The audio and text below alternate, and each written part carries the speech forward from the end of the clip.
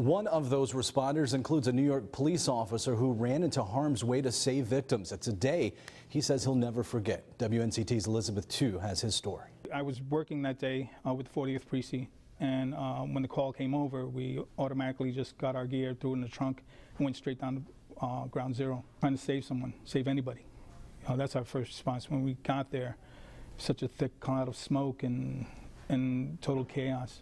On the 16th anniversary, Urbina is one of many first responders who solemnly remembers the tragedy. Shiro Takahashi. At Jacksonville's Patriots Day ceremony, the thousands of lives lost were not forgotten. Received one of the first beams from the towers, and that was because of what our Marines did. They did not hesitate. And memorials like this one will ensure that Americans will never forget the tragedy of that day.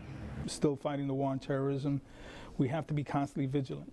And as a group, as a people, Baptist, Muslim, we're all from the same people. We have to stand together, because there's other forces out there that are trying to divide us.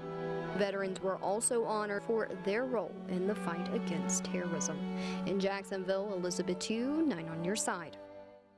Near Camp Lejeune, veterans are reflecting on 9/11 and how it changed their lives. Many of them joined the military to fight terror, and 9/11 represents to some how much fight is left.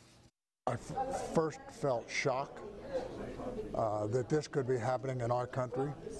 Anger certainly crept in there at one time or another. The older veterans all expressed regret at being retired during 9/11, many saying if they could have re-enlisted, they would have.